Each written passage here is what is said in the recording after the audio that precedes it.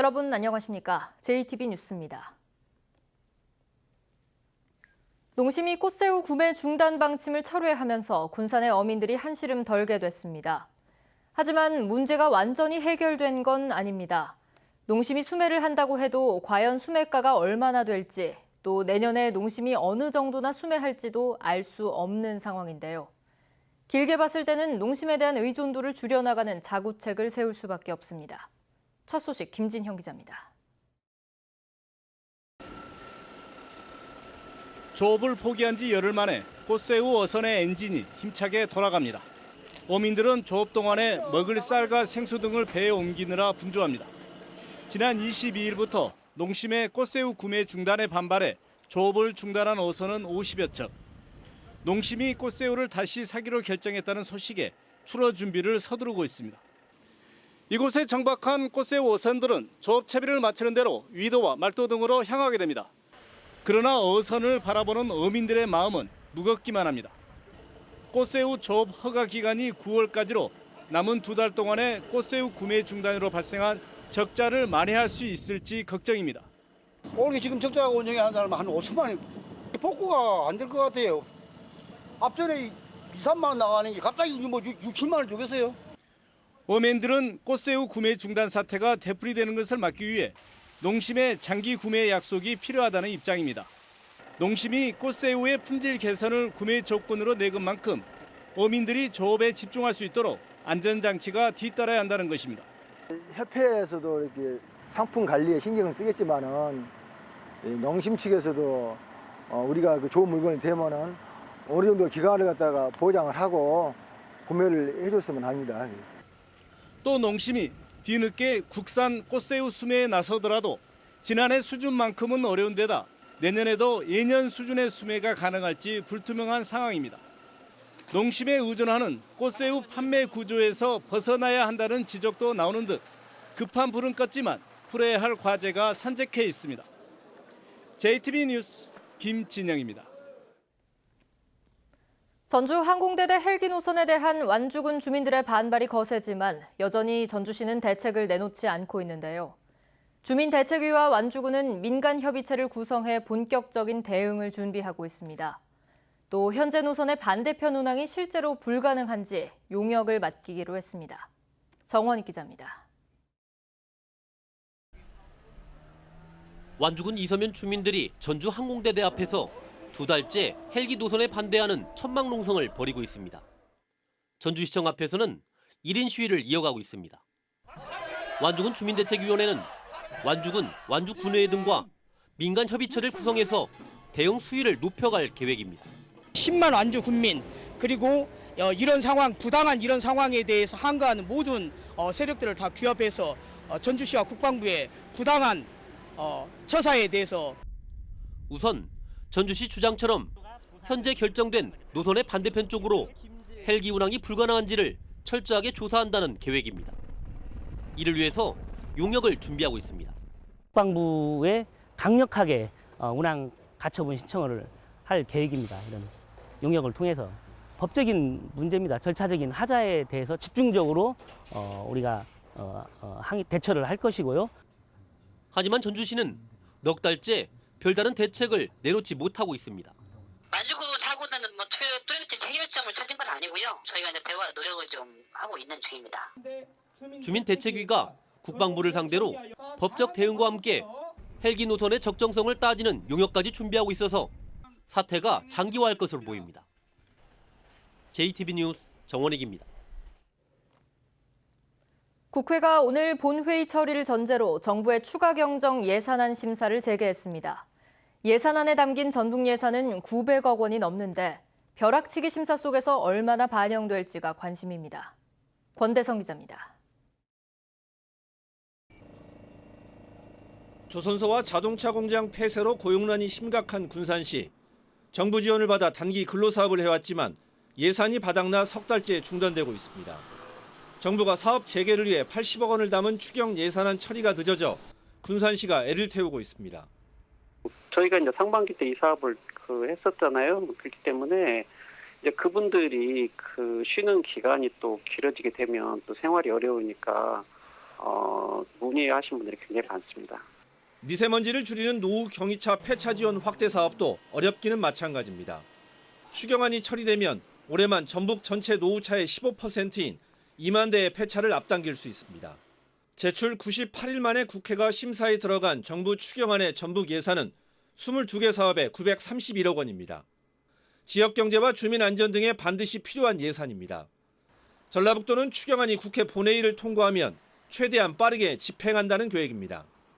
국비가 내려오지 않더라도 조기 집행 가능한 부분은 의회와 상의해서 조기 집행이 가능할 수 있도록 할 예정이고요.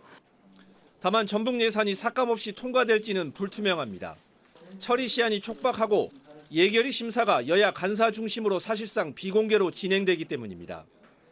새만금 장기 임대 산업용지 추가 조성비 등 정부 안에 담기지 않은 예산의 증액도 기대와 달리 힘들 것으로 보입니다. JTB 뉴스 권대성입니다. 귀농 귀촌인 10명 중 6명은 귀농 귀촌이 성공적이라고 생각하는 것으로 나타났습니다. 귀농 귀촌인 1000여 명을 5년간 추적 조사한 결과인데 여유자금 부족과 생활 불편, 주민과의 갈등은 어려움으로 꼽았습니다. 하원호 기자입니다.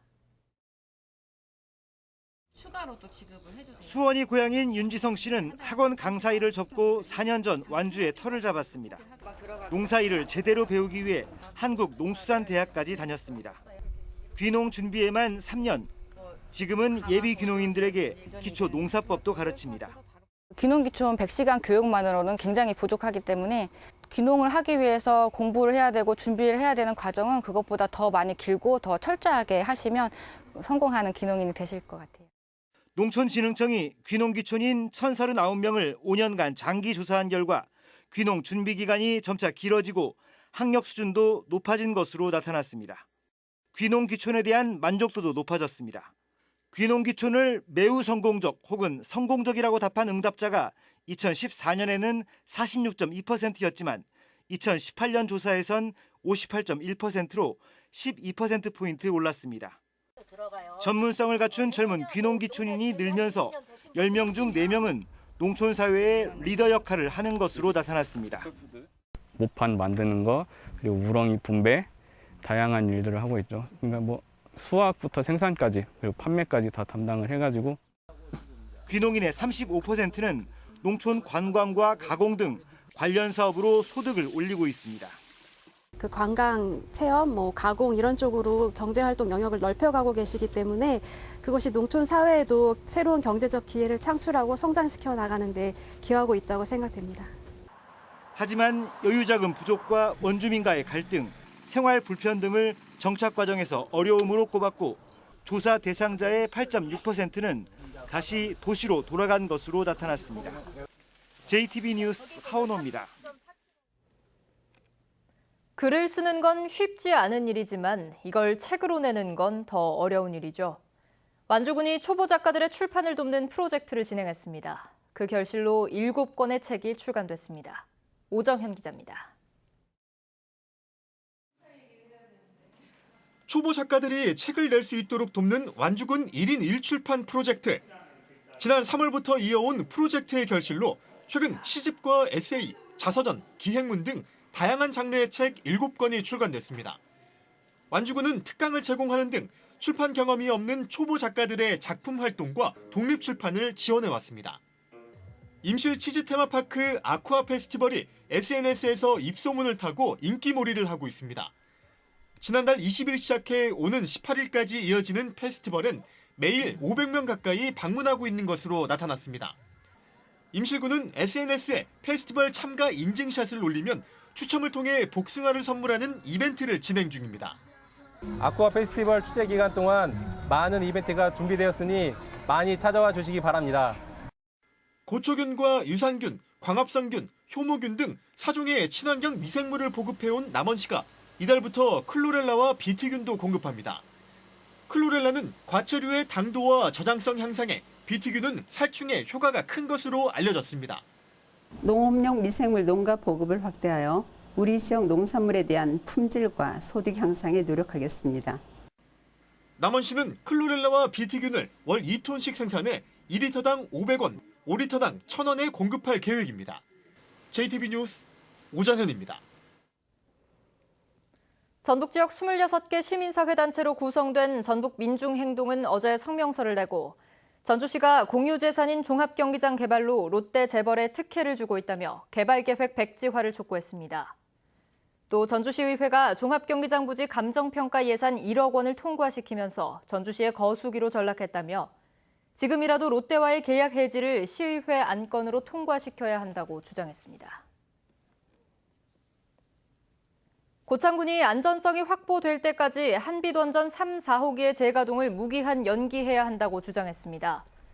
고창군은 최근 2년 사이 한빛원전 3, 4호기 경납 건물 콘크리트에서만 200개가 넘는 구멍이 발견됐다며 원자로를 재가동할 경우 안전을 장담할 수 없다고 밝혔습니다. 따라서 구멍을 모두 보수하고 조사가 불가능한 구조물 부위에 대한 안전성 확보 방안이 마련될 때까지 3, 4호기 재가동을 무기한 미뤄야 한다고 주장했습니다. 한편 민중당 김종훈 국회의원은 논평을 통해 한빛원전 3, 4호기의 부실 시공은 공사를 맡았던 현대건설의 책임을 물어야 한다고 촉구했습니다. 김제 시내버스 노사가 체불임금 지급에 합의하면서 시내버스 운행이 중단된 지 하루 만에 다시 정상화됐습니다. 김제 시내버스 노조는 어젯밤까지 이어진 협상에서 버스기사 60여 명의 체불임금 30여억 원 가운데 우선 사측에서 지난달 임금 2억여 원을 지급하기로 합의하고 오늘부터 정상 운행에 나섰다고 밝혔습니다. 김제시도 추경 예산으로 6억 원을 확보해 시내버스 경영난에 힘을 보태기로 했습니다. 새만금 신항만 부두가 민간 자본이 아닌 국가 예산으로 지어져 조성 속도가 빨라질 것으로 보입니다. 전라도는 해양수산부가 민간 자본 유치에 어려움을 겪어온 새만금 신항만 부두 2선석을 2025년까지 4,226억 원을 투자해 짓기로 기본 계획을 바꿨다고 밝혔습니다. 또한 부두 규모도 선박 대형화 추세에 따라 2, 3만 톤급에서 5만 톤으로 변경됐습니다. 민주당이 총선을 위해 권리당원을 모집한 결과 도내 10개 지역위원회 가운데 8곳에서 경선이 예상됩니다. 전주 을과 완주 진무장, 김제 부안과 정읍고창 등 4군데 지역위는 3명의 주자들이 권리당원 모집 경쟁을 벌여 가장 치열한 예선을 예고하고 있습니다. 전주 갑과 익산 갑, 또 군산과 남원 임실 순창 등 4곳에서는 당내 경선에서 2명이 맞대결 구도를 형성할 것으로 보입니다. 김성주 국민연금 이사장의 전주병, 한병도 전 청와대 정무수석의 익산을은 권리당원 모집 과정에서도 이렇다 할 경쟁자가 나타나지 않았습니다. 전라도가 광주에서 발생한 클럽 구조물 붕괴 사고를 계기로 오는 12일부터 2주간 유흥업소 안전 실태를 특별 합동 단속합니다. 단속에는 특별사법경찰관과 시군, 소방서와 전기공사, 가스안전공사가 참여해 영업장 무단 확장과 불법 구조물 여부 등을 집중적으로 점검합니다.